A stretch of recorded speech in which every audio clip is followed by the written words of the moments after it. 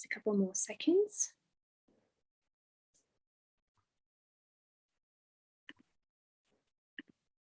Perfect. So hello, everyone, and we are very glad to see you and very glad to welcome you at the Entrepreneurship World Cup semi-finals in India 2021. The Entrepreneurship World Cup, and we'd like to tell you a tiny bit more about the competition if we proceed further with the presentation. The Entrepreneurship World Cup is the world's largest and most diverse pitch competition, and it's also a support program for the next generation of entrepreneurs, bringing together entrepreneurs at all stages all across the world. Since launching in 2019, the EWC has supported more than 300,000 participants from 200 countries and has awarded over $2 million in cash prizes. $1 million in cash prizes will also be up for grabs during the EWC Global Finals this November. The top 100 participants will also have access to $75 million in in-kind services and support from partners and service enablers such as Amazon Web Services, HubSpot, etc. The EWC is also not just a pitch competition, since it's also a chance to win life-changing prizes, but it's also like a set of opportunities for each entrepreneur, since every entrepreneur who enters the competition has immediate access to free training materials from experienced mentors, and also to $25,000 worth of perks from dozens of partners, for instance, Zoom, Amazon Web Services, Shopify, and more. And as already mentioned, the global finals of the competition will be taking place in November 2021. The Entrepreneurship World Cup is brought to you by 3 enablers. So the EWC is an initiative of the MISS Global Forum, the Global Entrepreneurship Network, and the Global Education Leadership Foundation. And on behalf of the Global Education and Leadership Foundation, TGELF, we are super glad and super excited to welcome you all today for these semifinals. Yes, and thank you so much for joining today again. So moving on, we would like to proceed to our jury panel. Our jury panel today consists of 3 field experts, and thank you all so much for joining us. So first, we have Alog. Alog is a co-founder of Kyal and has more than 10 years of experience in strategy, P&L optimization, and new initiatives. He's also one of the core members of Your Story and is responsible to kickstart and scale a lot of their strategic initiatives. Apart from that, he's also a mentor to early stage startups and an angel investor. Next, we also have Nazia. And apart from Nazia, definitely we have Shriyansh as well, but proceeding with Nazia, Nazia is a social entrepreneur and co-founder of Featuring Citizen. Entrepreneurial and results driven. She is the CEO and president of the first generation family owned business group with over 13 years of experience. She's a brand ambassador with more than 30 years of proven branding, networking, and fundraising skills, apart from building fruitful partnerships with hundreds of clients, delivering social value and multi-million-dollar growth. She's an international lawyer with over 15 years of experience in negotiation, PR, business leadership in various regions of the world. Apart from that, she is also a Harvard University LLM recipient, apart from being a recipient of various other prestigious awards. And last but not least, we also have Shriyansh, who is investment professional at Anchor Capital. Shriyansh works with Anchor Capital, where he looks at the new investment opportunities, and he's very passionate about deeply understanding tech breakthroughs and comes from a background of investment banking, market research, and product development. Having been an entrepreneur himself, he understands what it takes to build a startup from ground up. So with that really, I would say, reassuring introductions, I would like also to remind you of today's competition and of the rules and the peculiarities of the competition today. So we will be having our startups to pitch for 3 minutes, after which the startups will proceed into a 3-minute question and answer session each. And this will also, for this, you will be also receiving notifications as mentioned by the closed captioning feature. The closed captioning feature has already been tested for all of us. If there are any issues, please let us know. But we also would request you, yes, so currently we can also see the way the closed captioning feature is working. We would really request you to keep track of the notifications at the bottom of your screen, because we would really not like to interrupt your pitch and your discussion with the jury members. So today we will be also having, today we will be also having 3 startups proceeding to our national finals. So the national finals round will take place next week. It will be taking place on Monday. And we will, as a result of this competition, see who the 3 winners proceeding further to the next round will be. So without further ado, we would like to welcome the first startup of today's competition, Morpheus, to start and proceed with your pitch today. So I would request Carl to share screen, and the floor is yours.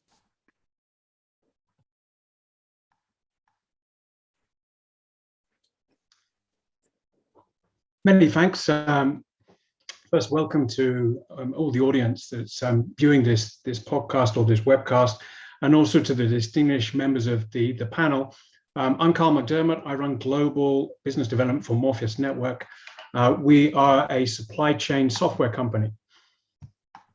So we're all about digitizing the supply chains, a big topic of interest right now. And we do that by working with customers and their key stakeholders to deliver on a vision of effective, fairer, and more sustainable commerce.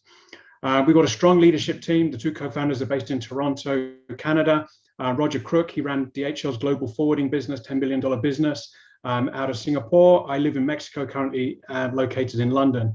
Our head office is in Toronto, Canada. Our dev team's in Nashik, India. And we have a business model based on SaaS subscriptions and a global sales channel network. So if you're a CEO, global supply chains have been really good to you. In fact, they've grown 5 times in the last 25 years to $25 trillion. But we've seen post-pandemic that the global supply chain is only as strong as the weakest link. And for that means that for shippers, if you're a supply chain manager, you're usually dealing with manual documents, data and event silos that creates bottlenecks and delays. And if you're a buyer, confidence in metrics like ETA, which is when will my product arrive, has been broken. So what do we offer? We offer a middleware platform that integrates the best of some of the global trade tools out there, whether that's document management, interfacing with your carriers, 3PLs and trucking companies, managing IoT, we're completely IoT agnostic, or maybe making payments from the Swift backbone. So our platform has 3 key pillars. We have an end-to-end workflow engine, which typically start with a purchase order and then with a proof of delivery. We provide supply chain managers with a single shipment view to give them visibilities in every event in that shipment. And then finally, we leverage blockchain using a digital footprint to share information flows with key stakeholders. So we realize that most of our customers already have a strong investment in cloud technologies, whether that's SAP, AWS and Azure, telcos and IoT providers like Verizon and Telefonica. We work on many different blockchains, really supporting the best out there in terms of standards and the use case, and also standards around global trade. We also work with ASEA around global education and change management. So what are the customer benefits of a solution like Morpheus? So we really help supply chain managers, reduce their supply chain OpEx, whether that's visibility, over costs, and then creating a more effective team. Using IT, we can really help cold chain and help stem material losses for exceptions in the cold chain. And then we have a brand protection module, which helps reduce counterfeiting, black and gray market losses and improves consumer experiences. Now, if you read the news, if you're a global OEM, for example, making cars, you've got a big problem right now because you're not getting some of those chips to keep your manufacturing facilities running in optimum conditions. So we help with improving time of arrival. And then if it's outbound shipments, product into the retail network will help by getting payments faster to customers using a reliable proof of delivery. And no company right now is, having or doesn't have a focus around sustainability. So at Crane, we can create sustainability payloads for scope-free emissions. So why partner with Morpheus? So, we're already working with some of the leading corporations in ag, food, and some high-value verticals. We have some traction, top 3 globally in food and beverage, some major Canadian retailers and some national governments. And we won the Future Reports this year, and we selected several times over for plug and play. And then we really offer a fast implementation, proof of delivery proof of concept in 3 days, and a whole project in sometimes less than 45. So here's a couple of the case studies that we have. This is the Argentine government for ag or agriculture, SENASA, and we've got a couple of projects with them around fertilizer deliveries and also beef exports. FCL, one of Canada's largest companies. This is a Maxianet, a brand development company. Again, they manage several well-known CPG brands around the Americas. And finally, Vitalcan, the best or biggest pet food company in Argentina. Thank you so much, Han. Oh, yeah, exactly. Yeah. So the time is unfortunately up. Yeah, great. So, thanks for everyone's time. I'll open the floor to any questions. Thank you very much. With that, over to our jury.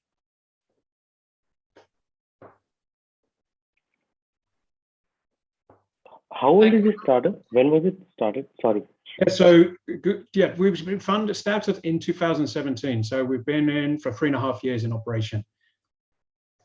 All right. And Carl, do you sort of have a business more like a SaaS-based operations, or do you sort of go in terms of being involved in the transaction itself? Because when you talk about sustainability and sort of visibility on the supply chain, you need to sort of be there at the input end as well. So where do you guys come in, and how does the software work? Yeah, so normally we would sell to a shipper or like an importer or an exporter. So someone who has to move products around the globe. So our SaaS model is really by we'll charge you by shipment and by number of shipments. So obviously ocean going is the most complex right now. It's the most expensive. There's a lot of documents, maybe 25 documents to power one single container moving around the world. So we automate that on our platform, and that will be probably the highest price. But if you've got a national truck company, let's say just moving around Canada, just moving around India, it's the lowest price.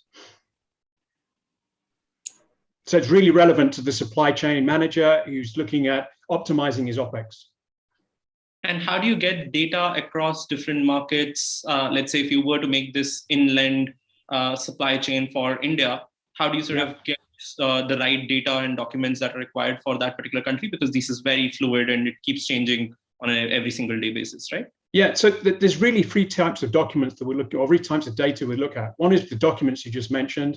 So, it could be a carta porte or a truck document that, allows you to transit between one city and another, right? Or it could be a bill of lading that allows you to do that on an international basis. So document management is key. And then we try to work with some of the leading IoT players to get you better visibility into the cargo, where's my cargo and how's it being handled? And also fleet management, telematics. And then we bring all that data together and then present it in that single shipment view.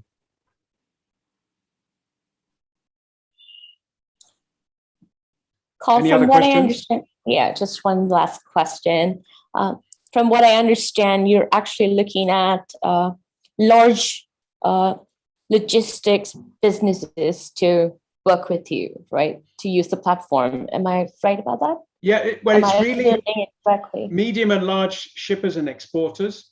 So, we've got, a Fortune 100 beverage company using the platform to export around the Americas. So the business model is really focused around solving their problems, but we also have to interface them with some of the carriers and some of those 3PLs you mentioned to share data. Now, one of the big challenges in logistics is how do we share data? And we do that obviously using APIs, sometimes smart contracts to, share our data with them, make a booking, let's say with a container, freight forwarder, and then putting the container ID and seals back on our platform. So we've got an end-to-end digital process.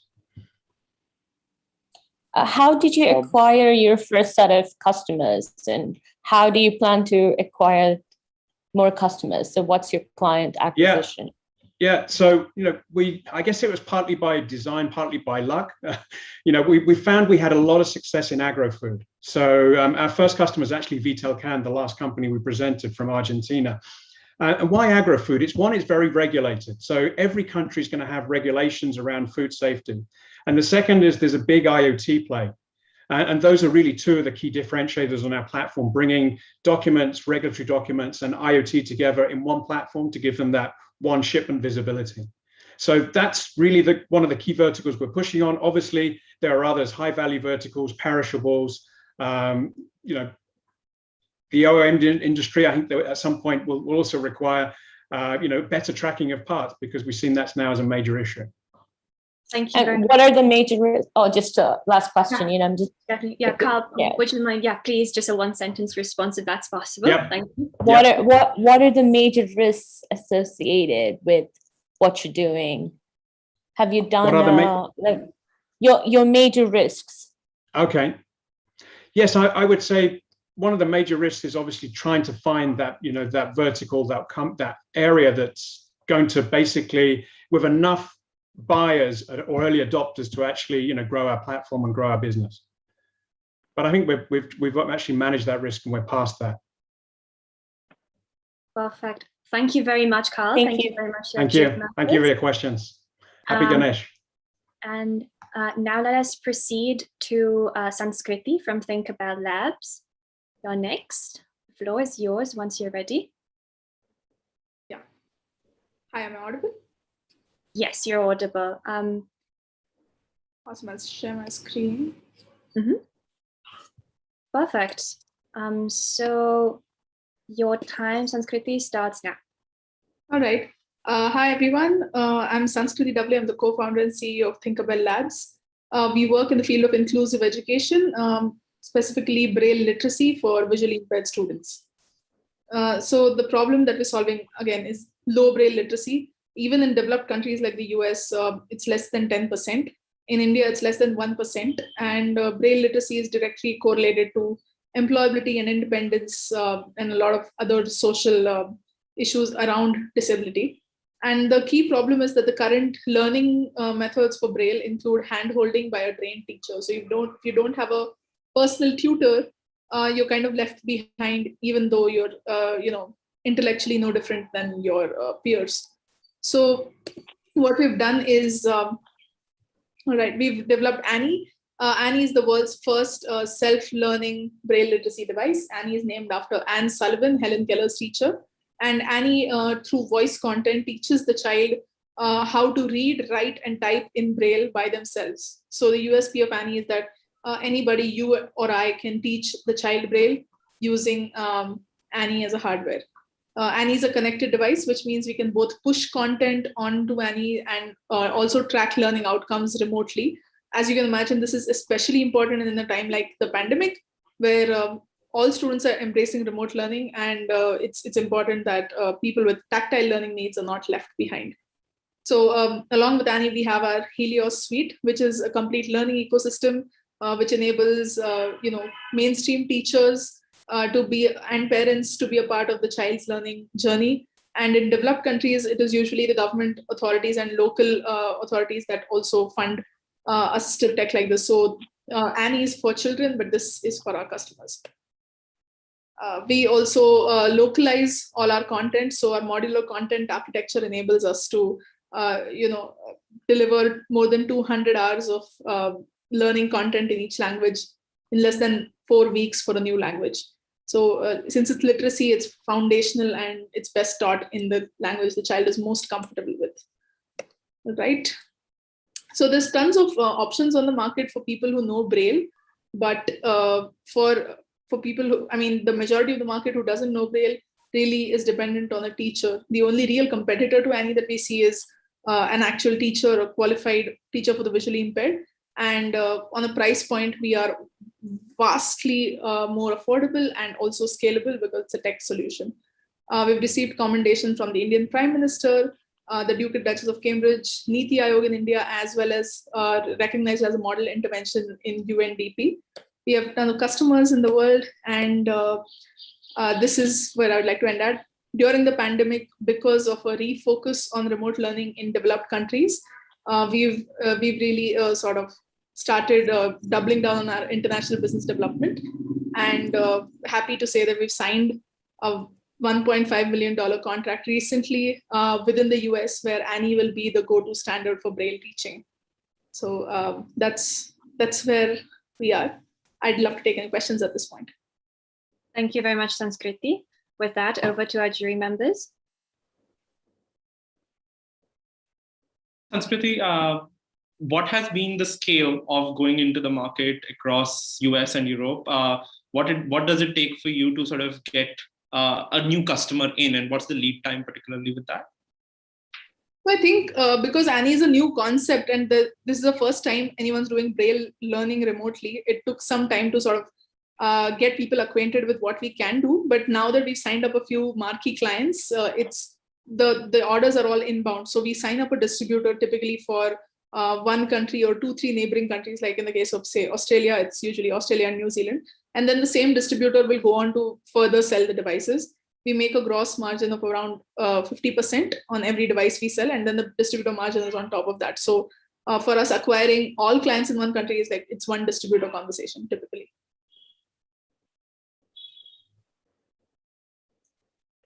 Any other questions? Just from what I understand, it's a one-time transaction, what you experience, right? By selling this device. So are you planning on some other products which kind of complement this? Is there a subscription or other things as well?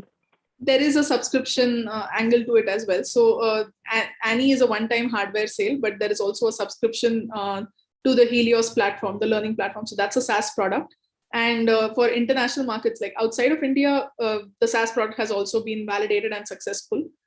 So we are, in fact, for our future products, we're planning to extend the CLTV of the SaaS product from just Braille learning to the entire K-12 user base, which is about triple of what we're targeting right now. But that will be a software extension.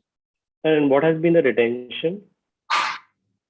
I mean, we're just about launching in the US starting January 2022. So that remains to be seen, but we've received amazing feedback from our customers, clients, students in India.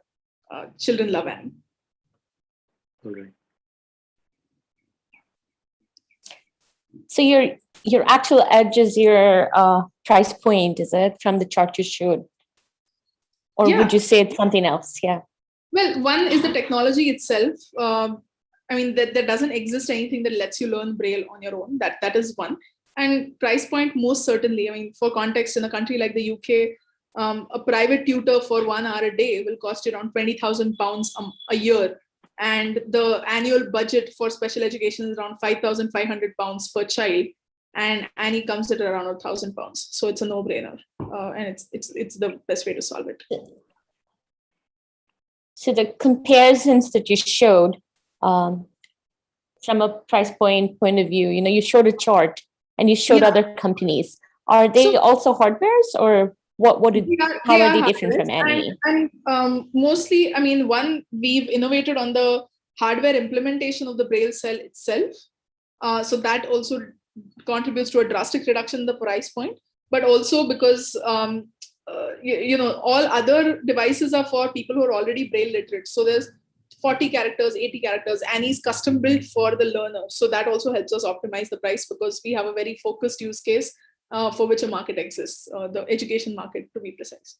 Thank you very much, Sanskriti. Thank you very much to our jury members. Just a last question, Katya. I'm very curious to know how much of your revenues do you spend on marketing? Like, what's your marketing budget? What percentage of your capital investment is marketing? What percentage of your current revenues is marketing? I'm very curious about that. Marketing as such, I think I would say business development as a whole, like sales and marketing together, about 20%.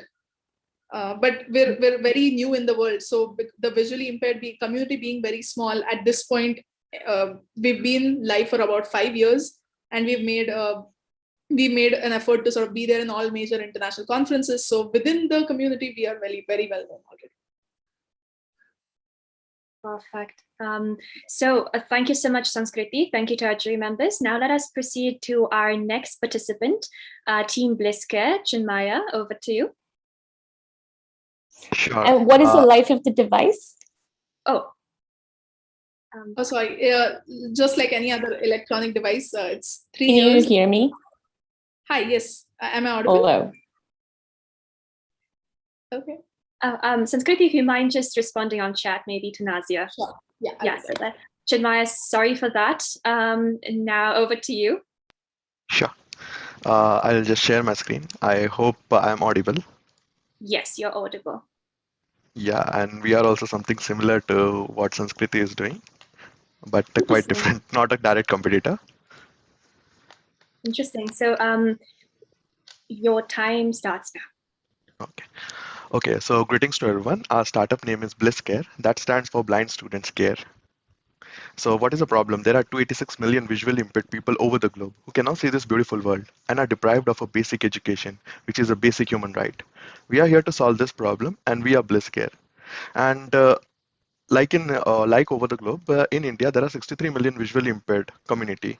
Of this, only like less than 1% get any sort of education due to lack of a braille literacy. Now, why this happens? Because the production of a braille formatted book is very expensive, and also it requires a lot of infrastructures and supports specifically for the visually impaired individuals. And when we talk about printing per page, so it can go up to 40 to 50 INR. So consider if they want to read a book of merely 100 pages, it is costing them more than 4,000 to 5,000 INR, which is not at all affordable. So we are trying to make this particular sector affordable, like books available online and offline. So we are trying to make it affordable for the visually impaired. Now, for instance, our favorite Harry Potter book, which we used to read in our childhood, is costing us at only 270 INR, and the same is costing to the visually impaired at around 5,000 INR. So that is the difference that we have seen while we were doing the initial research and validation part. And the printer that we have for us is costing at around only 10,000 INR, and the same for the visually impaired in the Braille printer is costing more than 2 lakhs. So that is the difference between our resources and visually impaired resources. And what is the scariest part? That this particular population is going to increase by 412 in the coming years. So that is why there is a solution needed for them. So we are here with a solution. Solution is in a form of a braille display system, or maybe you can call it as a braille tablet. But this is not a normal tablet that we use, because this tablet has a holes on it, and the beads bulges out at a real time, so that a blind individual can touch, feel, and understand whatever is replicated on the sim at a real time. So what majorly we do is we provide them with a content that is available online and offline. So accessibility to online and offline content is not there to the visually impaired. So that is what we bring them with a digital platform for them. So that will be available in a grade 1 and grade 2 braille that replicates to two variants of a braille module that varies in accordance to multivariate languages. So we support multiple languages with a single solution. And what we want to provide is unlimited access to online and offline content, like any content in a form of a PDF or document will be available to them, or any content in the web pages will be available to them. So that is what we bring in with our innovation. Now, it is a touch-based and a feel-based mechanism that we bring in, where they have to touch, feel, and understand whatever is replicated on the same. And if someone is struggling to understand some part, so we got it covered with the haptic feedback mechanism that is based on special vibration waveform, which guides the visual input to the pattern. Also, it is enabled by voice recognition and talkback mechanism. And its maintenance cost is 25 times less. We are 3 times more cost efficient, and we have few of the intellectual property on the same as well. This is a revenue model. 1 unit cost is 10,000 INR, and we also have an interactive content subscription that is starting from 500 to 1,500 INR per. This is few of the testimonials, and this is my team. Thank you. I'm open for the questions. Thank you very much, Chinmaya. Over to our jury members. Hey, Chinmaya, how do you solve for the basic problem, which is literacy, right? I mean, what's the market size? Because less than 1%, as you mentioned, are braille literate, right? So how do you sort of, what's the market size for something like this, if you were to look at it? Right. Yes, sir. So what currently is happening is, so they have to, like children go to colleges or the schools. So they are basically, they need active supports in the colleges itself or the institute itself to make them understand and feel by themselves. But what we are trying to do is the content that is very limited available to them. So we are trying to bring the digital content to them. So like we can read any web pages or documents at a real time. So that is what we are trying to bring in, like any of the content available online and offline, like we have the access to it, we want to bring it to them. And like if someone is facing problem in that, so we got it covered with a vibration based technology that we have integrated, which guides visual input to the pattern itself. So that is what we do. Chinmaya, are you selling only in India or outside as well? That's I have 2-3 questions. One is that. Second is because you mentioned about 63 million people, right? Yes. affordability becomes a very big concern Right. because a lot of them come from very, very marginalized Yes. and rural side Right. of, and 10,000 is a huge amount, Yes. Right. as Yes. to say. So that's the second thing. And third question, I want to know that are you already selling? Yeah. Are you selling to customers directly or selling to institutions, or how does it go? No, sir. Sir, we are at an initial stage, and we have connected with few of the institutes, NGOs. So that is the reason, like as you mentioned, that not all of the individuals would be able to afford it. Yes, that's true, because there is a gap in the financial status as well. So for the same, we are targeting B2B market in a form of blind institutes, NGOs, and the corporate sectors who want to have a disabled quota under them, like big MNCs. They have a disabled quota under them. So we wanted to target them for this particular solution, and we are currently in the MVP stage, not yet into the like market. All right, and you're selling only in India. Yes, sir. We are starting with India. Sorry.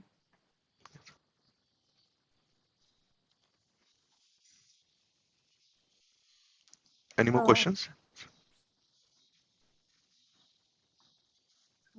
Any other questions from our jury members? Perhaps Nazia? No? Right. So thank you so much, Shinmaya, for the pitch, and thank you to our jury members. Now let us proceed to our next participant, Hints Consultancy Service. Roshan, over to you, please. Thank you, Katrina. Thank you, everyone. Good evening, everyone. I'll just share my screen. Please let me know once you see it. Definitely. Is it visible? Yes, the screen is perfectly visible and your time begins now. Okay, thank you. Thank you, everyone. I'm Roshan Khan. I'm founder and CEO of Hints Consulting Services. My product is stethoscope.ai, and the vision with our product we have is to shape the future of corporate health and wellness. Let's see how we want to do it. Okay. The top three challenges which every organization has now is, first thing is the productivity part. It's been a long time. The minor illnesses and low motivation has always led to absenteeism in the office, and it's from the WHO records and study, almost around 1 trillion yearly productivity is lost because of absenteeism globally in every organization. Next is about the healthcare cost. We all know how the insurance premium costs have increased from 15 to 20% in just 1 year, which normally used to take a decade for that much of increase. And then finally, the employee wellness, which historically it has been on the back foot of any organization, but now it has come to the front foot. The first thing people are looking for is towards the health and wellness of their employees.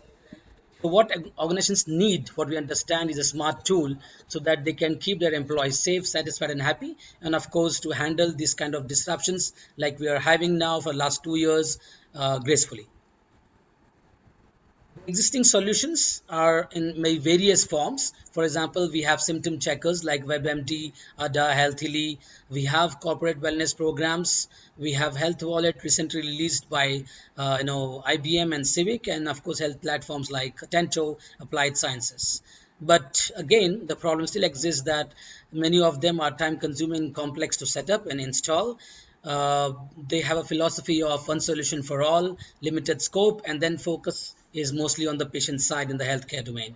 And that's where we have our software, stethoscope.ai, which is an affordable digital health platform for organizations to monitor the health and wellness of their employees so that they can differentiate the value proposition for their employment, manage the healthcare costs, and of course, improve the productivity.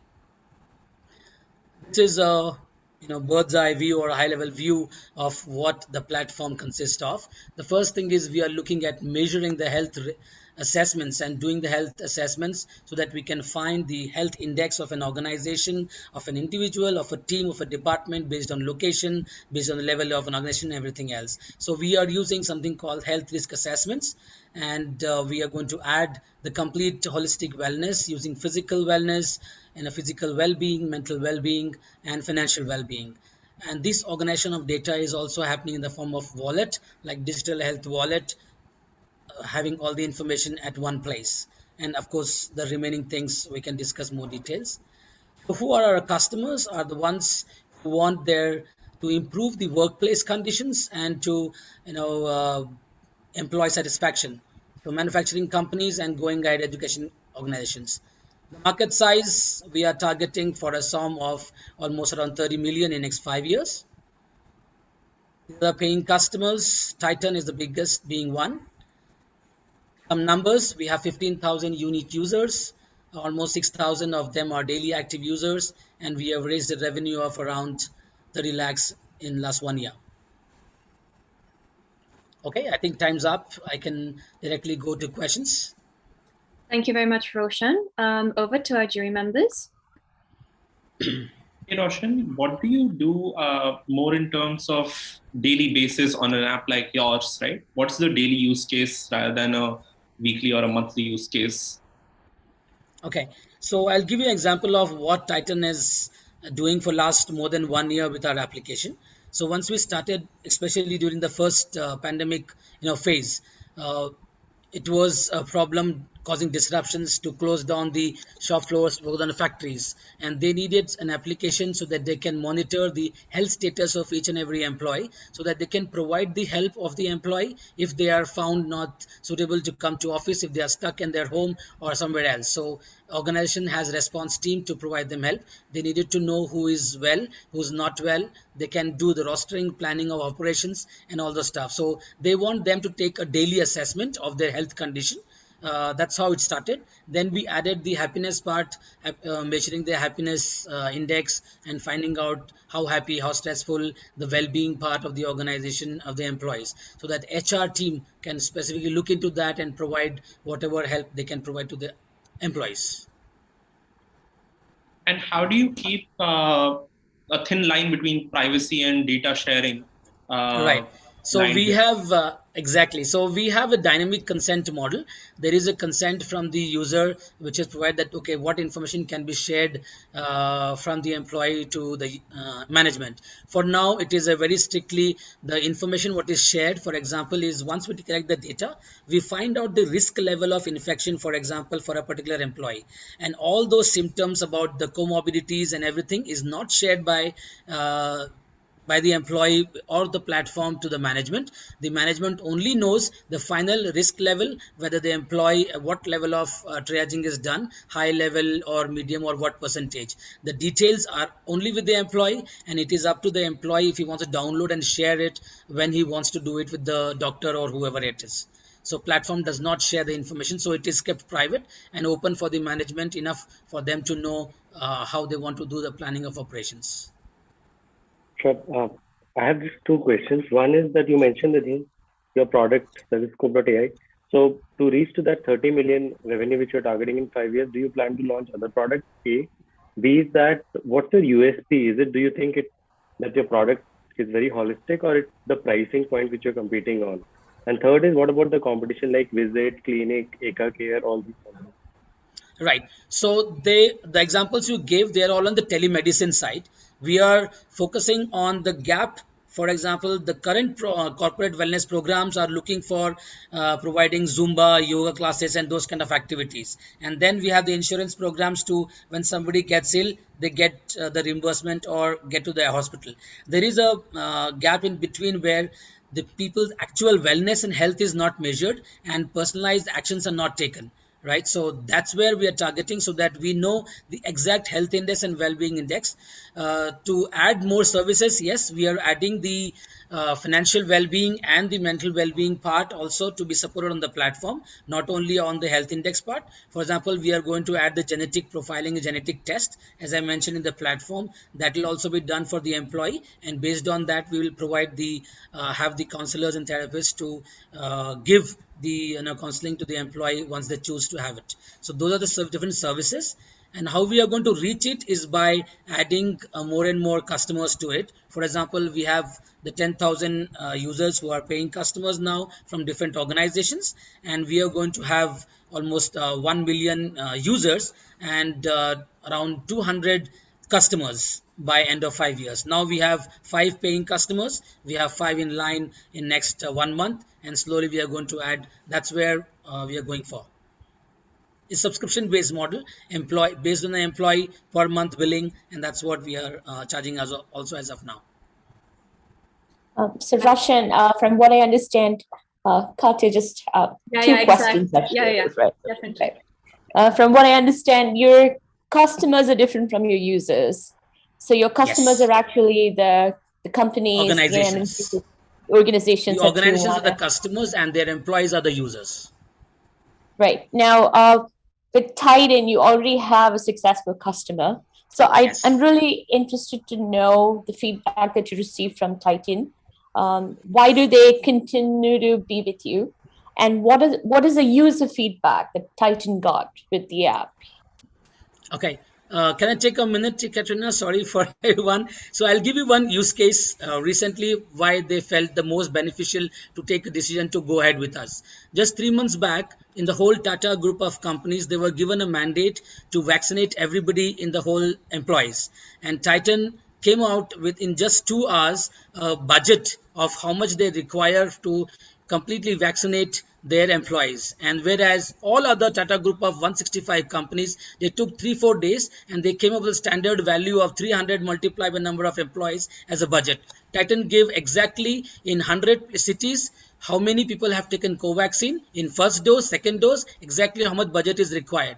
This is all the case of the data we had been collecting from the assessment we have been doing over the time. So this kind of use cases are very helpful when we have the data. Similarly, Titan has formed a COVID response team where they are going ahead and helping each and every employee. For example, if they are staying home alone, right? So if they are logged, if their building is logged, how do they provide help to them? How does the employee come out of that? So they have formed a COVID response team with the help of the local clinics and people around them. They are providing the support. They know exactly where they are and what kind of conditions they are into, like providing groceries to them or sending somebody to do the testing or taking them to the hospital nearby. Okay, thank you. Thank you, Roshan. Thank you very much, Roshan. Very much. Thanks to our jury members as well. Now let us proceed to our next participant, Black Eye Technologies, Aman. Over to you, please. Is the screen visible? Yes. It is currently actually loading, at least for me, once it's the, yes, it's that. If you could just proceed to present mode so that we could. Sure. Right. Perfect. So I would request my team members to start the timing because the time starts now. Thank you. I'm Aman Srivastava, CEO of Black Eye Technologies Private Limited. The product I'm presenting here is Irrigation Alert 2.0. And the problem we are solving with this product is groundwater conservation and live soil health monitoring. As we know, India is the biggest consumer of groundwater and we extract near about 124% more than the whole world. Now we have come with this solution called Irrigation Alert 2.0. What it does, it gives you the status of water and its status of soil health with the data of pH, water level, moisture, percentage, temperature, humidity, and electrical conductivity of the soil. It sends the alert of start the water supply and to stop the water supply. By this way, we are saving 40 to 42% of water, even in paddy crop.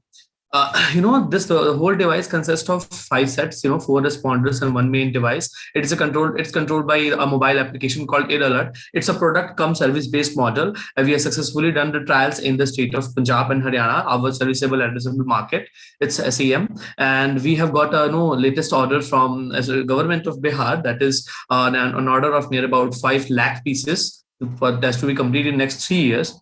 And this is the whole team behind it. We have 12-member team. We are all in-house team with 2 offices, one in Mohali, one in Ludhiana.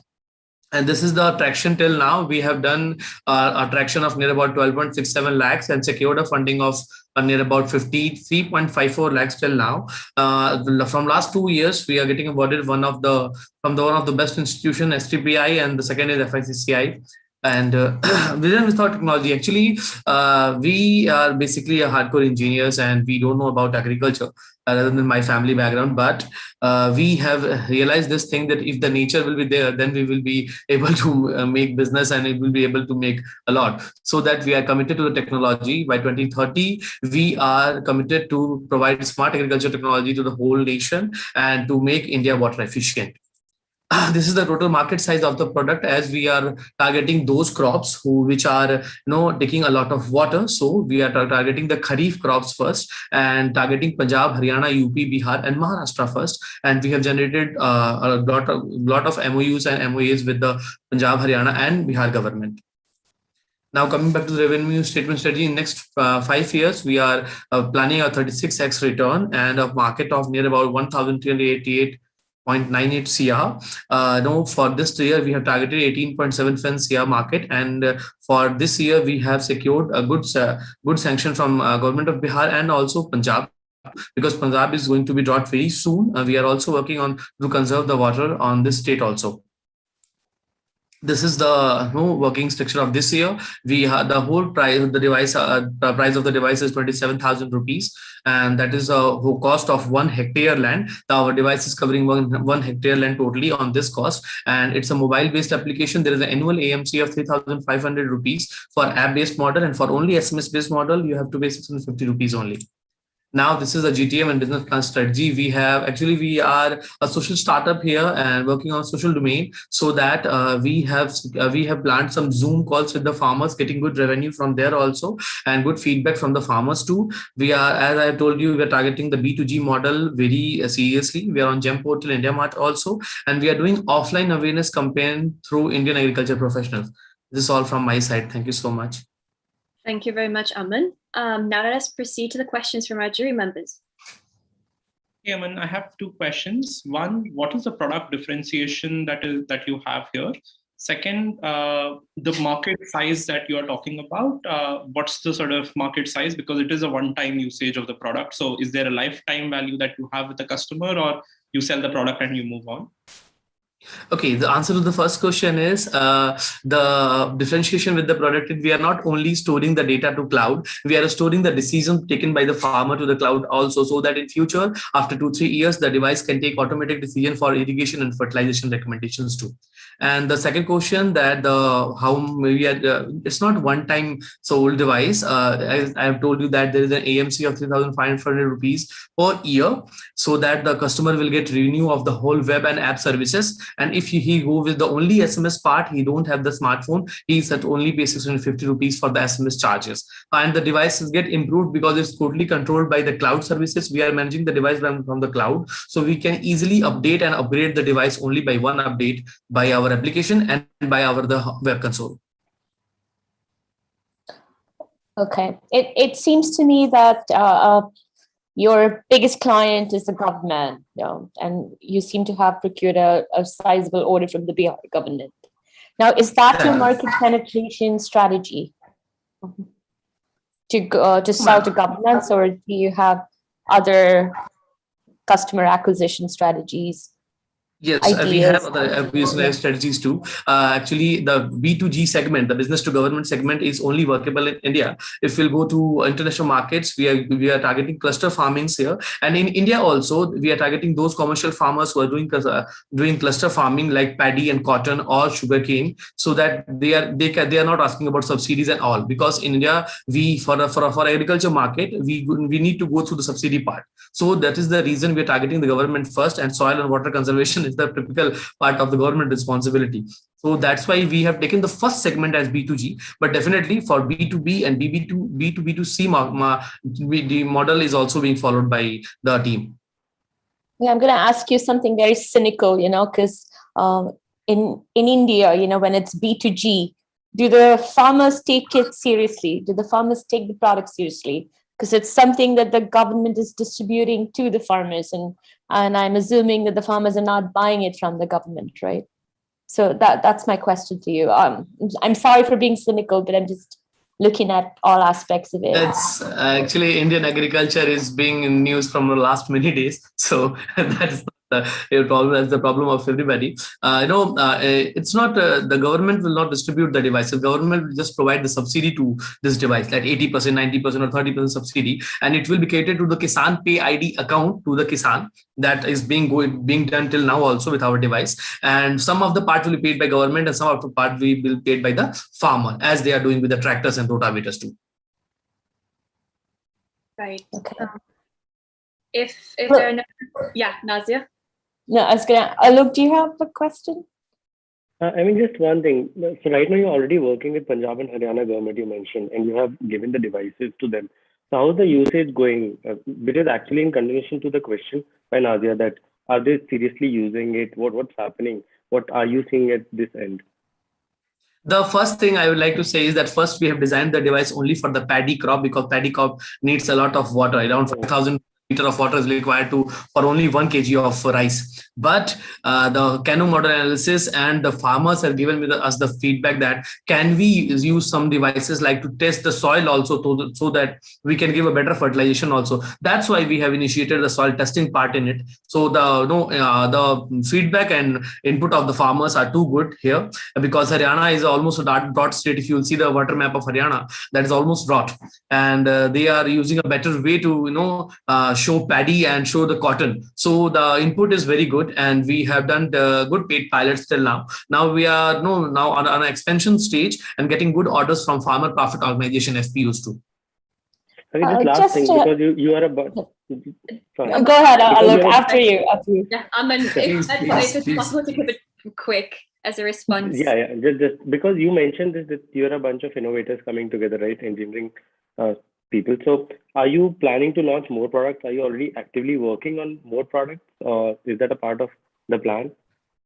So basically, our vision is to heal the nature with the help of technology. If you'll see the PPT. So with that vision, we are working on a second technology also called Arog, Algae Reactor Oxygen Generator, where we are making oxygen with the help of cyanobacteria algae, so that the more oxygen can be produced and the AQI level can be reduced. So these are basic segments we are working on. So till now on the POC stage, we are proof of concept for the Arog, but for this irrigation alert, we have done the paid pilots, and now we are ready to market launch also. So would I be correct in assuming that soon you would have the largest database of Indian farmers? Is that being... That is the dream, man. That's the dream, to automate the Indian agriculture through one single system. So it's one single window. Perfect. On that interesting note, thank you so much, Aman. Thank you to our jury members. Thank you so much, and last but not least, proceeding to Inaya Connect, Ishan, if you would mind proceeding. Hi. Yeah. Ishan being is my screen visible?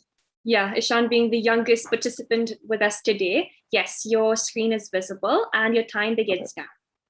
Great. Good evening. My name is Ishan Singh. I'm the founder of Inaya Connect. So the product is a free privacy-preserving mental health chatbot addressing two key issues: stigma and cost. In a developing country such as India, where the median income is just over $1,500 and people are not accepting of mental health care, people do not have the capability or willingness to spend even $20 a month on mental health care. And many individuals don't see the need in treatment or are too afraid of societal judgment.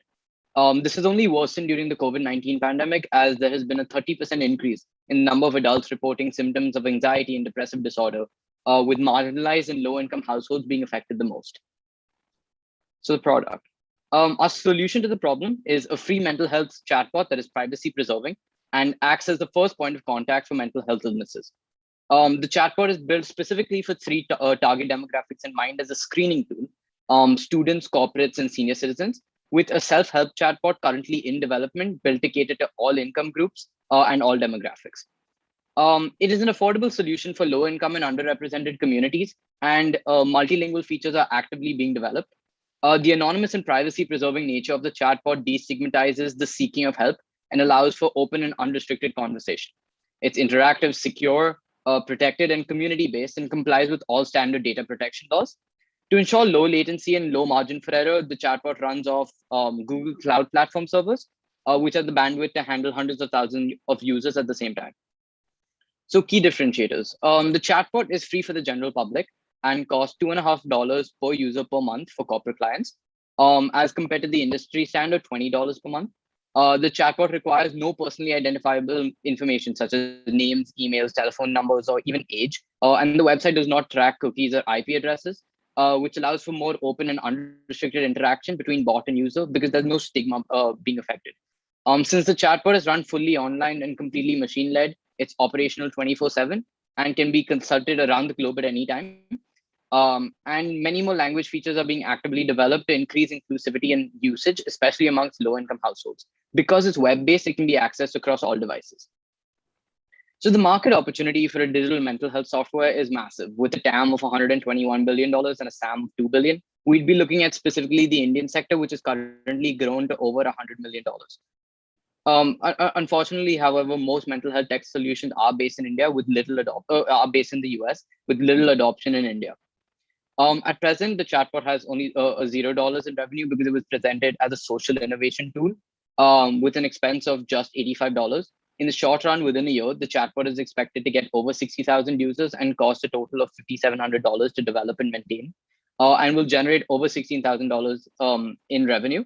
And at scale, it will generate over $250,000 with over 1 million users at a cost of about $121,000 with projections, with over $130,000 in profit. We have a team of high impact individuals. I myself, being a high school student, built this in the wake of the COVID-19 pandemic. I put together a mentorship and advisory panel of digital health experts, NLP engineers, and counseling psychologists, along with researchers in the tech and medical field. So one interesting news is Inaya will be integrated into the Karuna app developed in tandem with Inaya Connect, MIT PathCheck Foundation, and multiple health NGOs, and has a contract with the Indian government. This was just a little press that surrounded me in the recent. So we aim to hit over 30,000 users by the end of 2021 with 8 school and corporate partnerships, generating over $4,000 in revenue through the methods of lead generation, targeted advertising, and increased personalization. Thank you for listening to my presentation, and I hope to make a greater impact with the chatbot. Thank you very much, Ishan. Over to our jury members.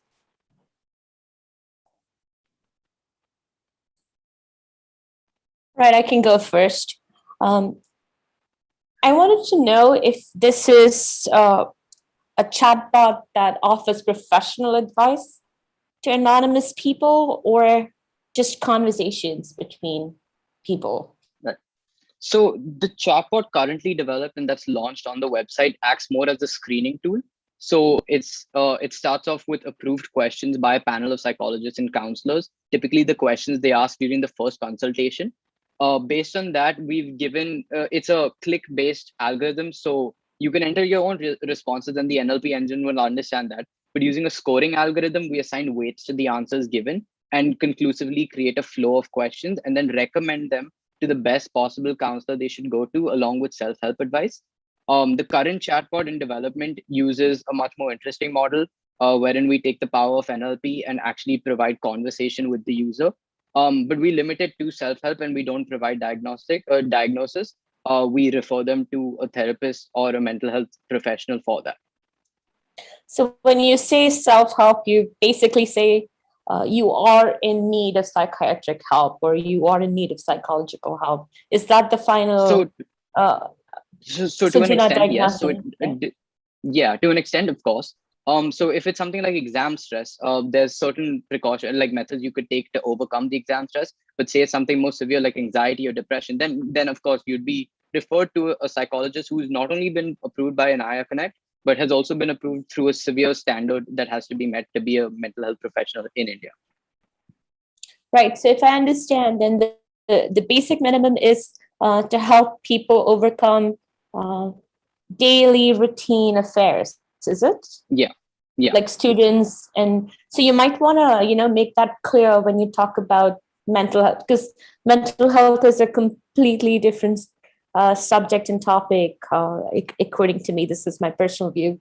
Okay. I don't know what the other jury members think, but I really, when you talk just about mental health, it is so vast. So you might want to focus on the fact that it is going to cover basic routine life solutions, like handling routine, stuff like that. Yeah. Ishan, can you tell a little bit more about these? Ishan, can you tell a little bit more about these 3,000 users which you have gotten in last 1 year and their usage, everything, like whatever you can share? Okay, so the average conversation time is about 2 minutes. After which they are connected to either a psychologist. The 3,000 users have been obtained primarily through word of mouth and a little bit of social media marketing with no money being put into it. I think the peak when we saw like the most number of users was in December, when like sort of correlating with the rise in COVID cases. And the 3,000 users is more of a preliminary number because as a student, I haven't been able to put full time to this, but it's sort of grown as I put more effort into the chatbot. Okay. And when you say that you refer, if they're diagnosed with something and you refer it to a clinical or counseling psychologist, how many of these 3,000 actually have been referred, number one? And then, and how does this referral work? Yeah. I mean, are these people you have officially partnered with or what? Yeah. So I've partnered with the Vandrewala Foundation and Juno Clinic. Vandrewala Foundation has a 24/7 mental health helpline, specifically for depression and suicide. And Juno Clinic provides low-cost mental health solutions. They've created essentially special links through which I can track the number of users that have been referred. I think the percentage is 12 to 15% of users of the actual chatbot have clicked on the link. After that, I don't know if they've connected with them because I wouldn't be able to get that data. Sure. Thank you very much. Any other questions, Shriyansh? I have one last. Where do you see this going, Ishan, over time, right? How do you see this evolving, and how do you see you being able to solve this problem? Because it's an interesting problem, but it's also the most difficult problem to solve because there are people involved and technology cannot solve it all. Agreed. So the current solution, at least, which should launch at the end of September, start of October, with the NLP team that I've been forming with the advisory panel and like employees, we are building essentially a self-help chatbot, which would act more as a conversational agent, which has been able to, till date at least, handle over 360 individual emotional circumstances, ranging from familial issues to school issues to work issues. And essentially, it's been tested on over 9 million inputs, wherein a person could describe the circumstance that they're facing, again, maintaining complete anonymity because we don't collect personally identifiable information, and then offer them advice based on their situation, but always have the main end goal of referring them to what I'd like to call the appropriate mental health professional. So if it's an issue with their family, they'd be referred to a family counselor, not essentially someone who'd be handling school affairs. So that's the end goal for this version of the chatbot. And then I wish to take it further, making it an actual conversational agent, like somewhat like a Siri, but for mental health. Siri, Alexa, yeah. Thank you very much, Ishan, and thanks to our jury members. So with that, our pitching... Just wanted to add something. Congratulations, Ishan. It's World Suicide Prevention Day today. So great to see such an initiative on this day. Yeah, most definitely. And thanks, Ishan, for the great pitch. And it's also amazing to see such young participants actually at our competition. It's a very, very rare thing. So with that, the pitching part of our competition and the event today is over. And now we're moving on to the, so to say, exciting bit of the competition. So our jury members will now be proceeding to a separate breakout room for the deliberation process. We will be sharing an invitation with our jury members shortly on that. As mentioned, we will be choosing 3 participants who will be proceeding to our next round of the competition, which will be the national finals happening on the 13th on Monday. So our jury members will soon be receiving notifications to join the room. In the meantime, we would request our startup participants to wait for a tiny bit longer. We will soon get back to you with the results of our competition today, and requesting our team members to share a couple videos and presentation within the presentation on the Entrepreneurship World Cup. Thank you so much, all.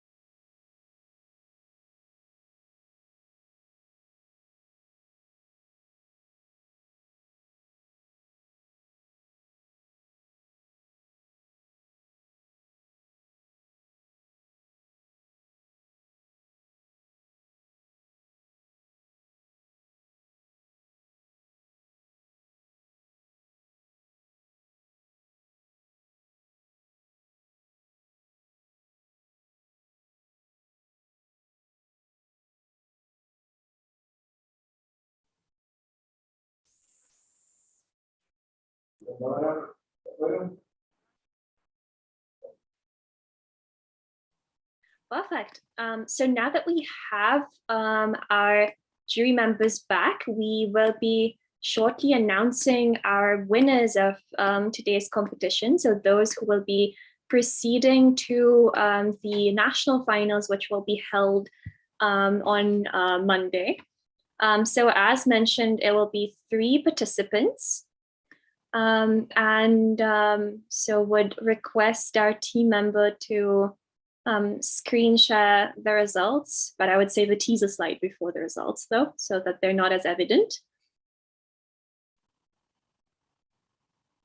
It'll take us a bit of a moment. Okay, so, right. So first of all, obviously, thank you all so much.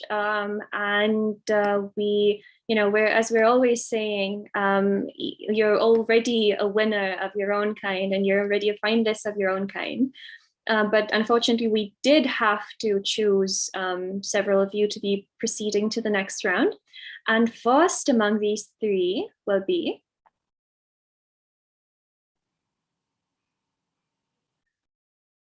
Morpheus Network. So congratulations to you. It could have been a set of applause right now had it been a live event. Unfortunately, we're on Zoom.